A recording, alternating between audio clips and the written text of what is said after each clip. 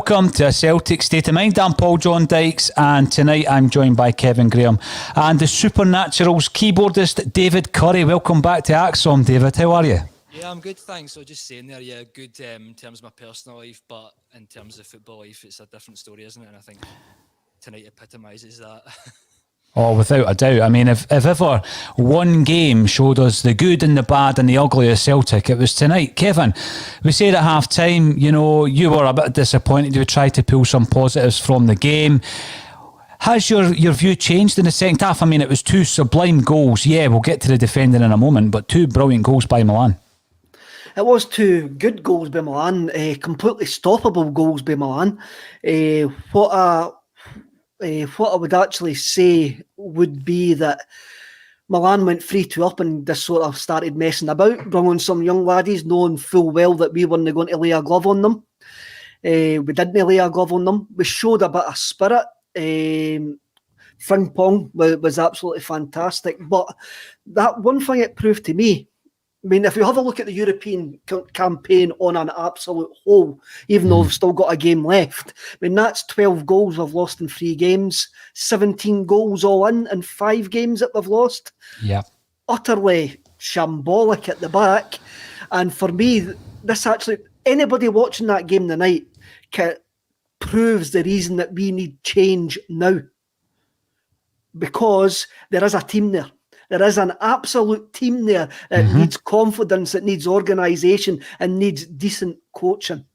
There is a decent side there. And tonight proved that beyond doubt.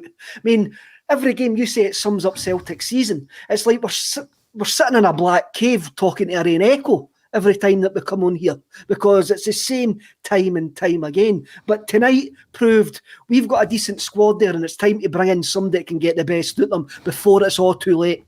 No, I'd agree with that. David, we haven't spoken to you since last season, in actual fact. Summarise your thoughts about where it's going wrong this season.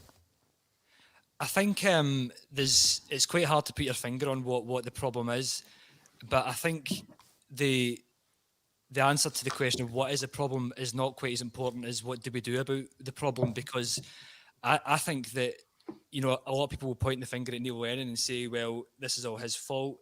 And I think people are quite extreme on their views on it. More and more people are very extreme in their views against Neil Lennon. He has to go and he's the problem. I think, as you've kind of commented on before, maybe about 40% of people up until recently were maybe still on Neil Lennon's side. That percentage is diminishing with every game that goes by.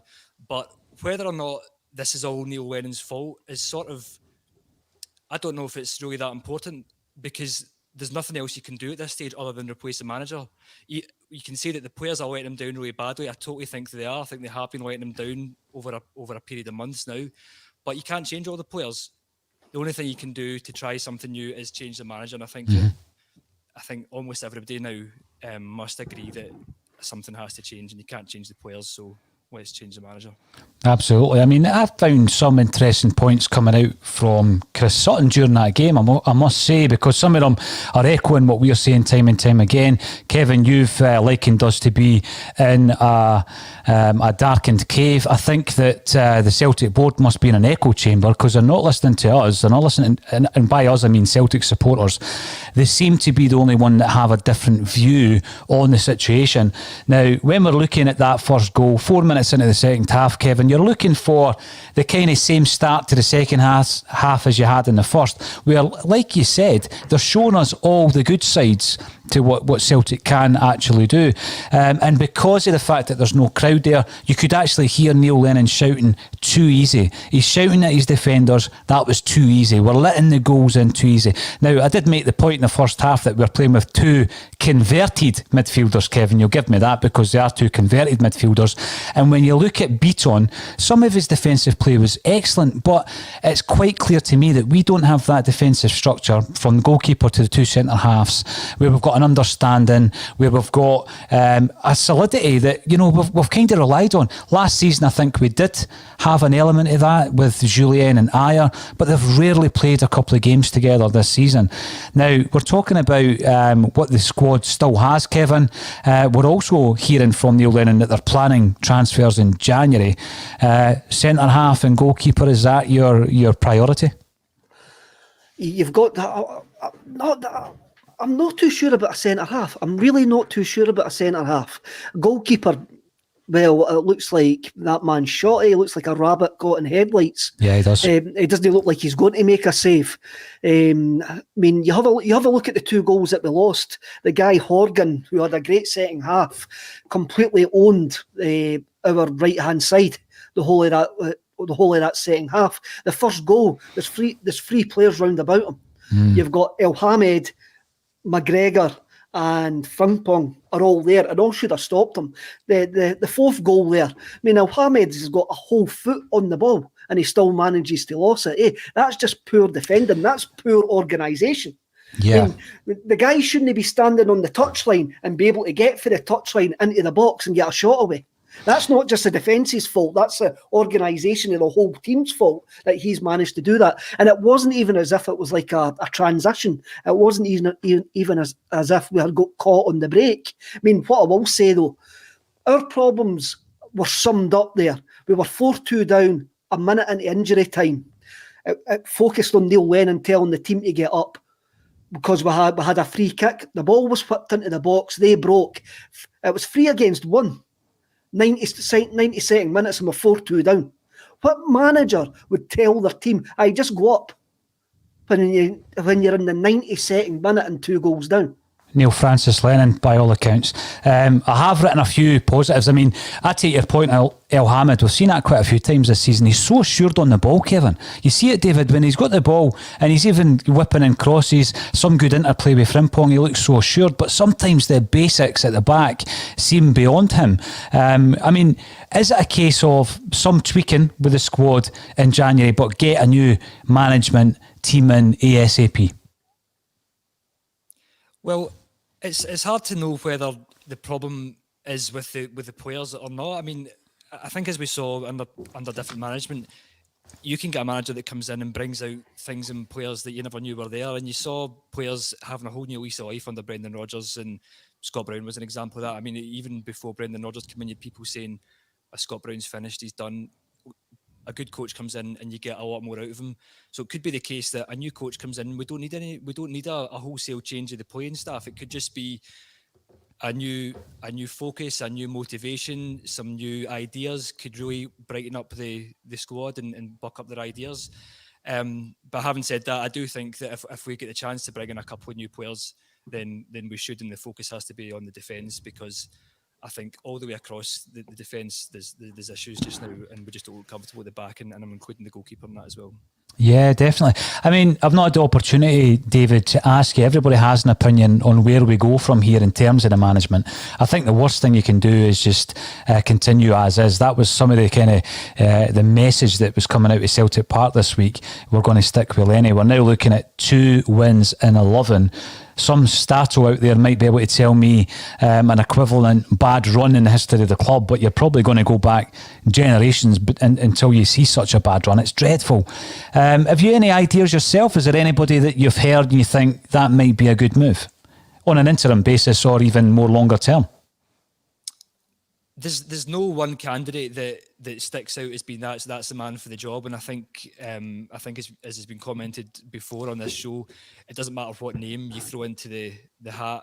There's going to be so many people going to shoot that name down for various different reasons. You've got a full spectrum of different types of managers that have been suggested, from old Celtic managers coming back into as a safe pair of hands to maybe somebody with fresher, newer ideas like an Eddie Howe or something like that, or somebody who'd be considered an elite level manager like Rafa Benitez coming in.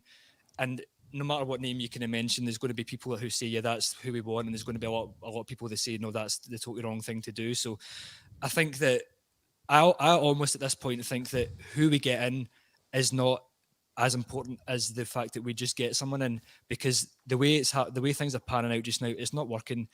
And we know that it's not working. We don't know what will happen if we bring in a new manager, but it might get better. So I think we know it's not working now, so we need to change it. And if it doesn't work out, then at least we tried. We brought someone else in. We brought in some different ideas.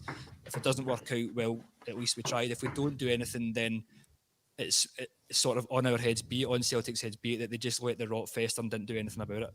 Oh, definitely. I think you're right. I mean, a change is positive. Sitting back and hoping that somehow this malaise stops at some point in the season, I think is almost criminal and negligent. The comment coming through is on the evidence of that performance or any of the performances we've seen recently, do we really look as though we've got enough with regards to the players, their motivation, the coaching and management team to win every single game, including the game against Rangers? Absolutely no chance of that. And there's other messages coming through via Twitter, Facebook and YouTube. Tommy Craig CSE couldn't make a goalkeeper out of Bain or Barkas. Absolutely horrendous. And then coming in from Facebook, defence has no confidence because the goalkeepers aren't good enough. One thing, Kevin, that Big Foster gave us was confidence at the back, you know, and you could tell that he was organising his defence. You know, it's one of these things at the moment where we're looking back, it's great with hindsight. I mean, we bring in a goalie for 4.5 from AEK Athens.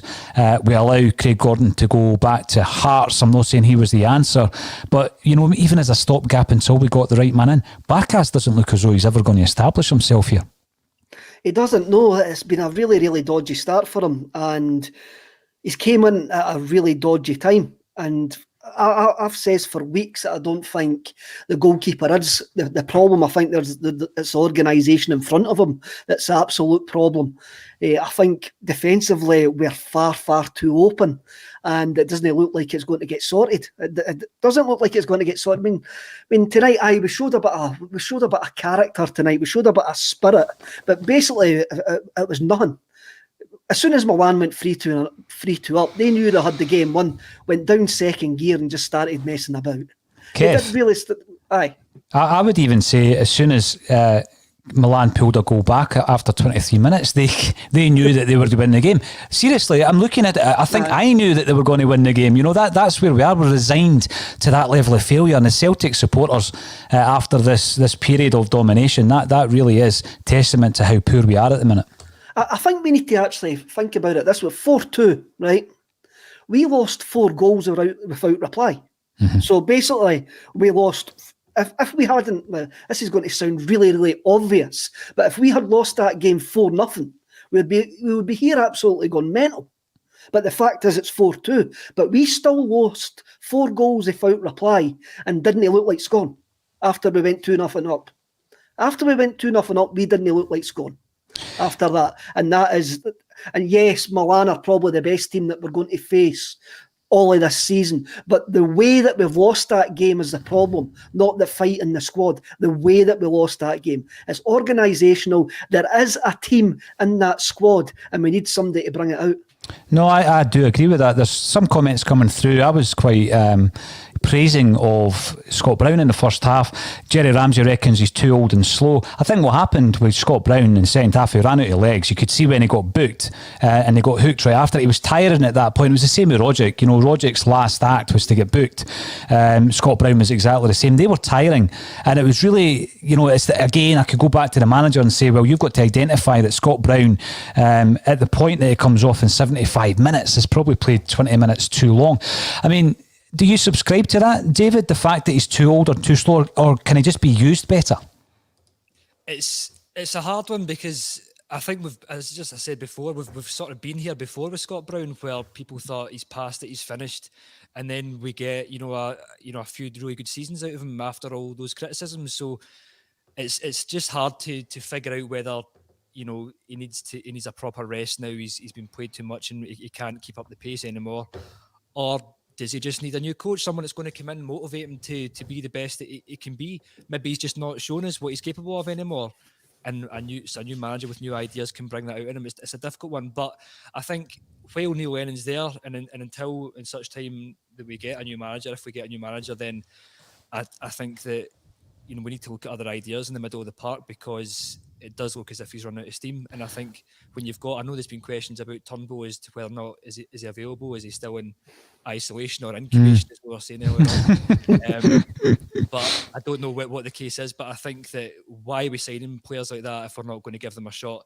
You see Sorrow coming on today, and I thought one of the highlights that came out of today's game, it wasn't on the park very long, but I think what he did was really good. Sorrow, he looked sharp. He had a really good, nice through ball to Laxalt, which could have created a goal. It looked a really promising attack, that one, and that was created by Sorrow. Why wasn't he not starting today? This game wasn't a must-win for us. It was a game where I think everybody thought we were going to see some fresh faces. Why did we not give people like that a chance? Because a game against St Johnstone, which is the next game coming up, is going to be a bit more risky to give new faces and fresh faces a chance. So I feel as if today was an opportunity to do that, and we've not done it. Ideal opportunity, I agree with that. And when you're looking at the St Johnstone game, that's not when you want to start bleeding players in, fringe players in. If there was an opportunity then tonight, was Neil Lennon really just hoping that we wouldn't go out and be completely trounced. I mean, 4-2 is not a great result, Kevin, but obviously the first 20 minutes of that game made the scoreline seem even more convincing than it perhaps was. Jason Tobin, Sunday will be much more of the same if this man isn't removed. I actually can't see any change happening between now and Sunday, Kevin. Does tonight's result change anything in terms of the board's outlook on who is in charge at the club? It won't, but it should have a bearing on it. It really should, just the manner that we lost the game. I know, thinking back, we had a couple of chances. Christie's free kick. Frimpong should have got a shot away in the box, but they're all half chances. I mean, what's up? That game when, as you say, when Milan scored, that game went the way we probably all expected. A comfortable AC Milan win, because it was a comfortable AC Milan win in the end. And the game probably went the way that Milan wanted it to go as well. They got a runabout, hardly taxing, and they're fine for Sunday. It should, the manner of the defeat should actually play a part in any decision, but it won't. I think it's been made quite clear that they won't change. They believe Neil has the goodwill in the bank with them anyway to turn it round. I can't see it. I can't see him turning it round, but I've got hope when I see parts of that performance tonight and the fight in the team. There's just no organisation there. The Celtic board were at a point where guys and lassies, with laddies, with wee boys or girls will ken this. When your wee laddie's walking along a wall and he's jumping and he's doing star jumps and he's hopping on one leg and stuff like that, and you're telling him, stop that because you're going to fall off and hurt yourself. Stop that, you're going to fall off and hurt yourself. Well, he's fell off now and there's a big dog going to come and bite him. We need to stop that big dog coming to bite the wee laddie. That's where we are now. Right, and for all our listeners in Singapore, could you explain what a big dog is, Kev? Paul Cockwell, a resident Hibs fan, is back. Welcome back, Paul. Don't think Celtic were too bad, think they were really good. Now, there were elements of the performance, and we can't ignore it, that, as Kevin says, it gives you a wee bit of hope. I mean, in terms of Laxalt, and I know he's only in on loan, but his ball-winning ability is absolutely unrivaled in that Celtic side. That leg comes out of nowhere. I mean, he has been a high point. I think he's had a few kind of quieter games recently, but I thought Laxalt had a particularly good game tonight. David, what's your thoughts? I think Laxalt obviously came in with a great reputation, and I think for the most part he's lived up to that. And I think tonight he was, another sort of positive. He looked as if he was comfortable in the game more so than some other players. And I think that when we've got players like that in the team, why are we not doing better? I mean, that's the real frustration of it. We've got some talent there, as Kevin says as well. We've got what I think is a good team there, and we're just not being managed properly. And I think that if we can continue to get the best out of Laxalt and find some way to get the best out of the rest of the players, we'll be in a much better position. Mm-hmm. Now, Kevin, you were giving us an analogy about kids getting bitten by a dog after falling off a wall. Can you see the opposite happening? Can you actually see, I've got to say, can you see Neil Lennon resigning? Will it get to the point where he feels that no matter what he tries, no matter what team or formation or shape that he tries, we continually go down this route of defeat after draw and occasionally winning a game? Do you think he's going to look at it from the perspective of a professional pride and say, I don't want to be the guy that can't turn this round, someone else needs to come in and energise what he must believe is a strong squad as well? Of course not. He's not going to walk away. Would have walked away. I hate using that term. He's not going to leave. He's already made that quite clear. He believes he's a man to turn it round.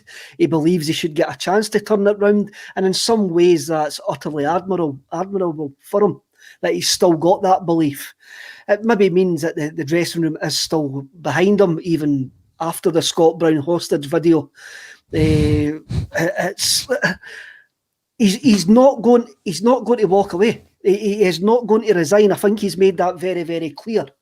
He's going to need to come. There's going to be, if he's going to leave, there's going to be some agreement. I really do believe that we've got to a point here that nothing will happen until after the cup final. I really do believe that. I really do believe there's a sentimental vote going on here, and the board are going to give him a chance to win the treble, and still believe that we'll still be in the title race. Well, before I come back to David, just to let Ray Noon know, there's only one Gash, and that's Gash Nesbitt, not El Hamid.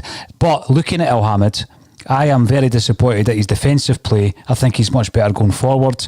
Can we get a tune out of him as a defender, David, or are we losing faith in the defenders one by one? A lot of this is basic, fundamental defensive errors. El Hamid is somebody who came in, and I was really positive about him at the start. I think he was out injured for a while, and he's not really been back to his good self since he came back. I think that in today's game, you need to look at El Hamid for the third and fourth goal. I think there was three of them for the third goal. I think it was El Hamid, Frimpong and McGregor who all been skipped by for that third goal, and I think the fourth goal, El Hamid's attempted tackle for that was powder puff. It was pathetic. Mm-hmm. I don't know if there's still a player there or not. In the same boat as Scott Brown, could another manager come in and breathe new life into him as well? Because we did see that he's got talent. When he first came into the club, he was playing well, and everyone was very positive about him. That sort of disappeared. But it's not just the case with him. That's happened across the board with Celtic players. People are sort of losing confidence and starting to ask questions of them. So I think that there is a player there, but it's just, can we bring it out? And it's not been brought out at the moment. And is Neil Lennon the problem? Is he the reason behind that? Maybe, I don't know. But let's change it. And I'll keep saying that. But I feel as if it's the only thing it's the only way we can answer these questions, because we're not going to know if we keep going on the way we are now. Nothing's going to change. No, you're right. And by the way, that isn't our fault as Celtic supporters, because we're seeing a repeat of the same mistakes and the same poor performances being set up by the same management team. So although it does sometimes, Kevin, feel like Groundhog Day, it's simply because we're reacting to what we're seeing on the park. And Stephen Kenneth, 88, welcome back. I hope you're doing well. If Lennon says post-match it wasn't a 4-2 and we were outstanding at times, I'm going to self-combust. So talking about repeating ourselves, it seems as though Lenny repeats himself after every game. We get the same message. Kevin, isn't it about time the fans weren't taken for mugs and we actually got a bit more honesty out of the players and the gaffer? We should, but we'll never get it. And what football club is? What football club is honest? There's no many football clubs on, especially managers, when they get a microphone stuck in front of their face straight after a defeat. They need to be honest. I mean, we're all here going, what has Neil Lennon done to actually get in the last 12 games or 11 games, whatever it is now? I've actually lost count. What has he done in that time to actually to say that he can turn it around?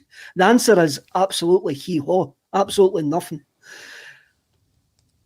What are Peter Law and Dermot Desmond seeing that is any different? I mean, not for 1 minute do I actually believe that Dermot Desmond saw a riot outside Celtic Park allegedly on a Sunday night and decided, I'm going to keep Neil Lennon. That's a load of rubbish. That's just a smokescreen. Is it because they haven't got any plan B? Their plan A is to keep Neil, just keep it try. As we say, is there no planning whatsoever? It bemuses me. I understand that we didn't want to be seen as a knee-jerk club, but this is not a knee-jerk reaction.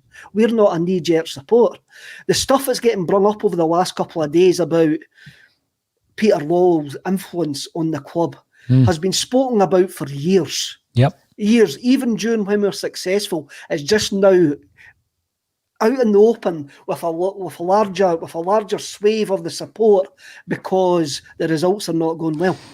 No, you're right. Now, it takes me back to some of the conversations, Kevin, that we've had with some of the old heads in the Celtic support, such as Jim Orr, Willie Wilson, et al. And they were talking about the dark old days of the early 90s, whereby every time Celtic showed a bit of promise or signed somebody who looked as though they might be a decent player, that interest in change disappeared. It dissipated because it all came down to the performances on the park. So I can understand when things are going well that there's a vast majority of Celtic fans who don't focus on the goings on maybe above the management level into the boardroom. And it has brought it to the fore for a great many Celtic fans. But listen, now that it's there, I think it's out in the open. There's a huge amount of Celtic supporters unhappy with the way the club is being run. I mean, 2-11, Kevin, 18% win rate in the last 11 games. And, you know, those within the club continually tell us about quadruple trebles, continually tell us that we're going for 10 in a row. That's the mantra. Are we going for 10 in a row? Does it feel to you, David, that we are genuinely going in a row this season? Because it looks as though week after week after week it's getting further and further away from us. I think that's part of the problem this season, and I think that's the reason that tensions are so high, and you're seeing these kind of fierce debates and arguments and disagreements between fans, and you're seeing the protests at Celtic Park, because for 10 years we've been talking about 10 in a row. When Rangers died, everyone's thought, well, this is a chance we could actually go and win 10 leagues in a row here, and people have been continuing to think that way for 9.5 years now, and it's come to the final season of that, the most important season, and things have started to fall apart.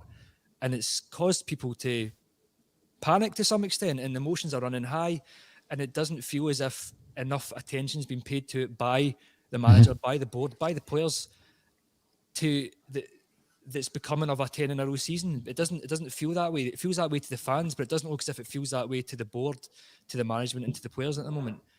And I don't think anybody's really exempt from that. It's from the top to the bottom of the club. There's a problem. And it needs to be taken more seriously. This is really important for Celtic Football Club to try and hold on to this 10 in a row. It's what we've wanted for years. It's still within grasp. It's not done yet. We're 11 points behind. We can claw it back to 5 if we win our games in hand. But things have to happen. And I don't want to be too negative about the game today. I mean, I think that all things considered, you don't expect to go there on any circumstances and win. It's not somewhere where, even if we were on a great run of form before this, I don't think you don't expect to go to the San Siro and get a result there. But the disappointment is compounded by the results that have led up to it, and I think we need to do something about it, because fans are always impatient. I'm always impatient. We're always impatient, and it just can't keep going on like this.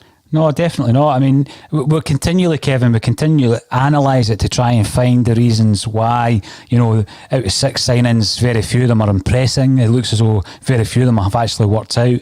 I'm not going to say this one's a flop and that one's a flop, but I was looking at some of the comments about entitlement over the last couple of weeks. I don't think...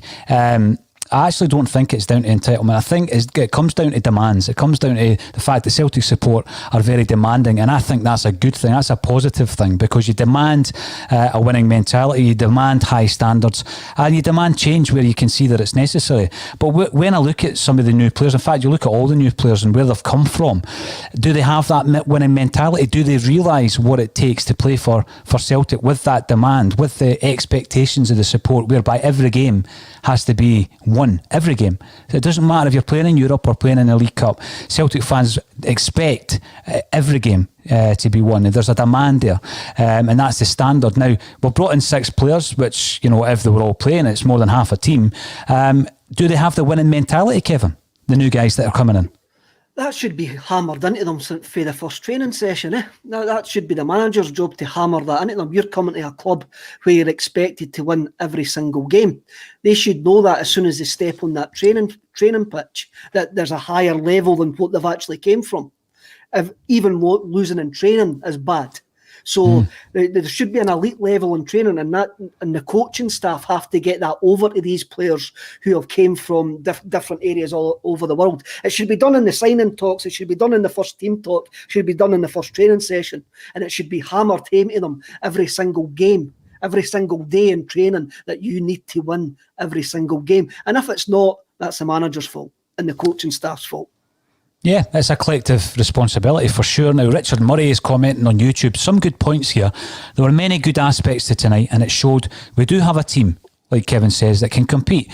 But we need it steering by someone else with a different philosophy and a new outlook. I think for spells during that game, we've seen some moments from Edouard. We've seen some passages of play from McGregor that were promising as well.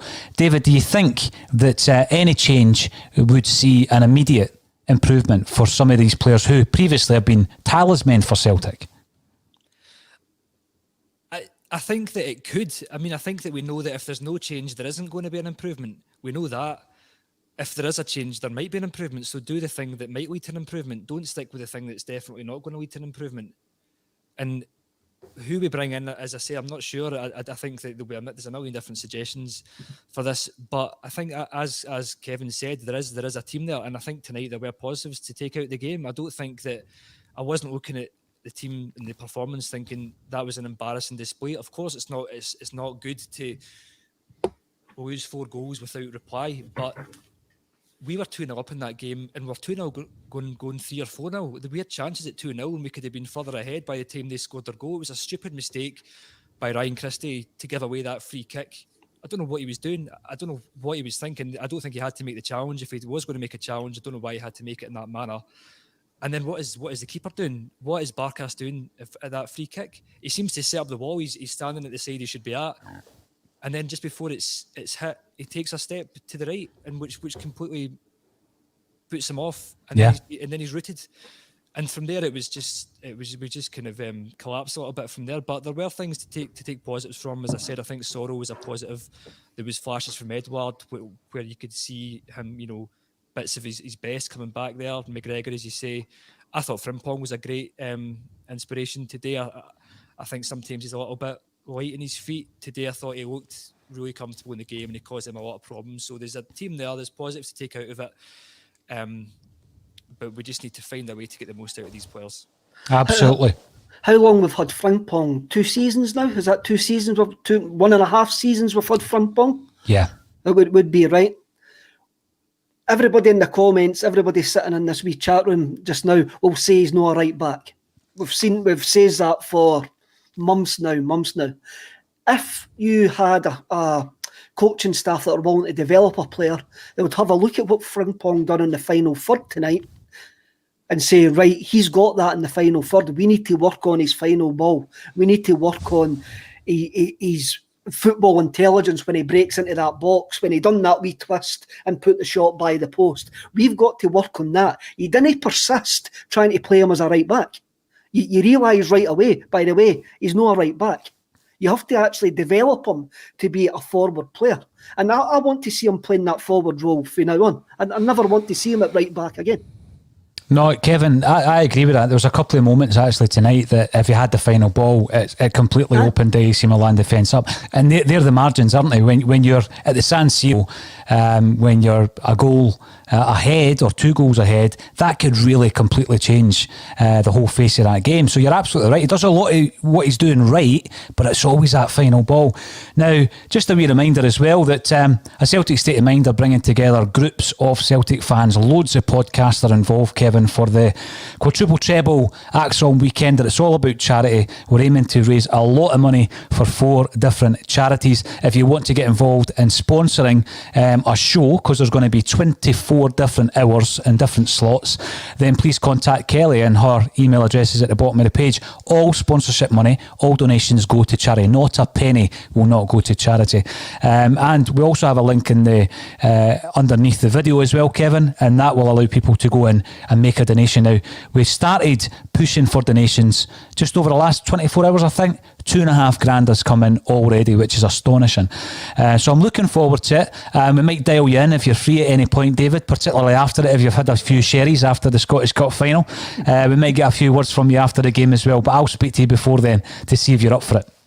Yeah, that sounds good to me. Brilliant. And even if you want to play us a few tunes, even better.